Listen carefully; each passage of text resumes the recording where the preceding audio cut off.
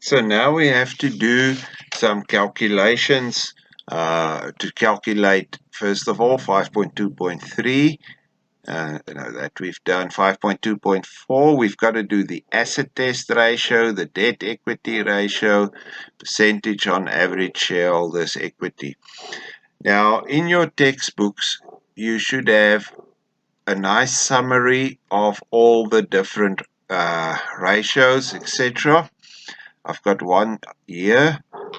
It normally gives us the ratios per type.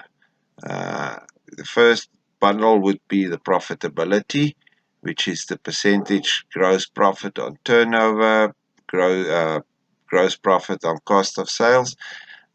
You are getting a formula sheet, but they only give you the formula. They don't give you the description. So make sure that when you study this, especially if it comes to things like solvency ratio, you on your answer, your formula sheet will just have a formula that says total assets in relation to total liabilities. It won't tell you what that is for. So you need to know that is the solvency ratio. Same with current ratio, asset test. This you will get, but they won't tell you what ratio it is. So on your answer sheet, we have to calculate the asset test. On our formula sheet, we're going to have a formula that says current assets minus inventory in relation to current liabilities.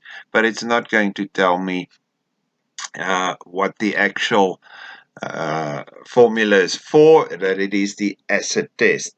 So we must make sure, even if we get formulas, that we study this so that we know exactly what the formulas are standing for. Good. So we'll work with this sheet when we do the calculations. So the first one they want us to work out is the asset test. So the asset test is current assets minus inventory in relation to current liabilities. So I must simply go and look for my total current assets, and let's just get my total current assets. I'll find that on the balance sheet. Current assets, there I've got it. My total, 996,480 minus the inventory of 448,000. So that is on the one side, and on the opposite side will be current liabilities, 553,600. So I do exactly what the formula tells me to do. Take current assets minus inventory, put that in relation to current liabilities. So let's put it on our answer sheet. So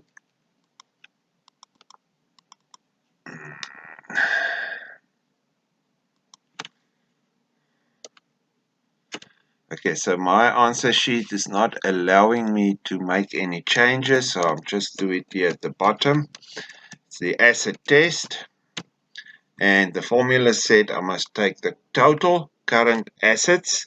Now the total current assets was 996,480, and I must deduct the inventory, which was 448,000, and that I'm going to put into relation to the total current liabilities, which is 553,600. So first work out what this side is. It's 996 minus 448 gives me 548,480, and that I need to put in relation to 553,600. Now, if I have to work out a ratio, the easiest, add the two. Take the 548 plus 553 and get a total. If I add those two, it should give me, no, that's not necessary. For this one, it is not necessary. When I now have to do the calculation, I'm going to divide both sides with whatever's on the right-hand side. So on the right-hand side is 553,600. So I'll take, first of all, the 548,480, divide that by 553,600, and I'll do the same on the opposite side. 553, 600. So if I take 548, 480 and I divide it by 553, 600, it should give me 0.99. They will normally tell you to how many decimals you must round off. If not, we can work on 2 decimals. On the right hand side, because we're dividing it by itself, will always be 1. So in this case, my answer is 0.9921. So just again, take whatever's on the right hand side, divide both sides with that amount. So it's 553, 600. So I take the smaller, the 548, 480 divided by 553, 600, and that gives me 0.99. And the right hand side will always be 1. Good. So the next one I need to work out. Let's just get back to it. Is the debt equity ratio. So let's go to our formulas. Debt equity ratio. Now again, this is what will be on your answer, your formula sheet. So you need to know this is the debt equity ratio. Make sure. You'll also see they normally have got nice responses that you can see that can give. Later on when we have to analyze it, we will also look at that. But for now, we just need to do the calculation. So the debt equity is the non-current liabilities. What is a non-current liability? It will be loans in relation to my shareholders' equity. So just go back to your balance sheet. All the figures are there. Go down. Balance sheet. So it's non-current liabilities. I haven't got a heading, but I know the loan is the non-current liability. So it's 1.4 million, and that I put in relation to shareholders' equity, which I haven't got. But I need to calculate it. How must I calculate? By adding ordinary shares plus retained income. Now, the very first thing we did was the retained income note. So under the first question where we did the note, I'll get my balance for retained income. So let's just see.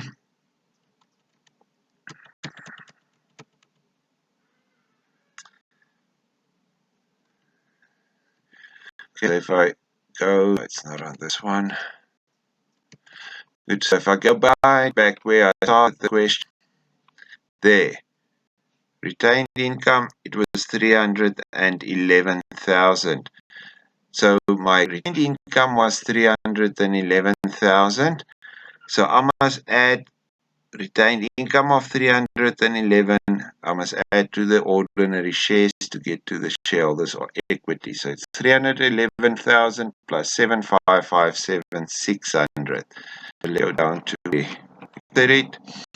So that would be the debt equity. So I must first work out my loans on the left hand side was 1.4 million.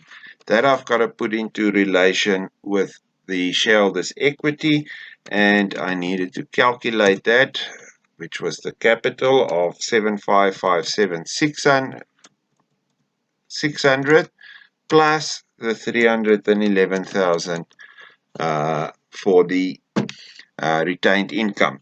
So that gives me 1,400,000 in relation to 7,868,600. Again, do the same. Divide both sides with the right. So I'm going to divide both sides with this 7,886,600.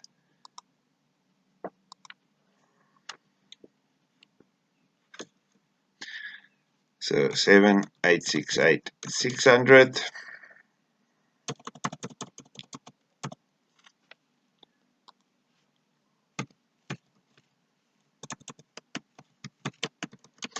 and the right hand side as well.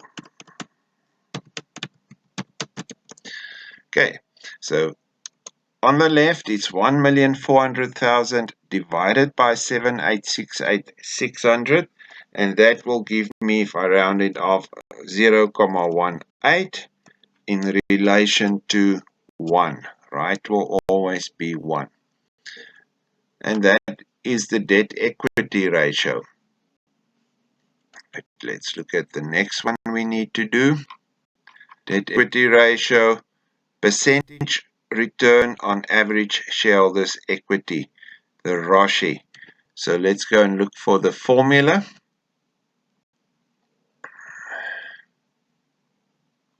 There it is. Return on shareholders' equity. Okay, this one is printed a bit badly. It is net profit after tax divided by average shareholders' equity, and that answer we multiply by 100 over 1. So that 100 had to move to the right. So, but the formula is net profit after tax divided by average shareholders' equity.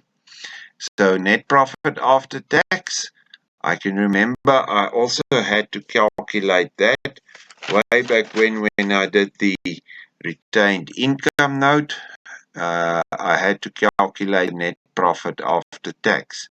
So if I go back to retained income note, started there, net profit after tax, I did that by taking the tax times 100 over 1, and that gave me 693,900.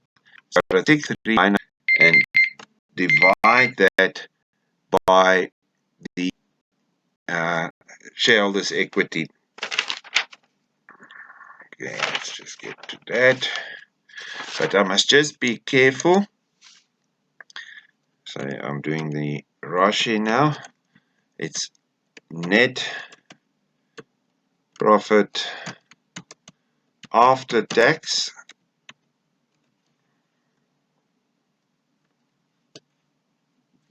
divided by the average, that word is important, average shareholders' equity. Average shareholders' equity. And the answer that I get, I must then multiply by 100. That is the formula that they messed up a bit. So in the second part, we look at how we do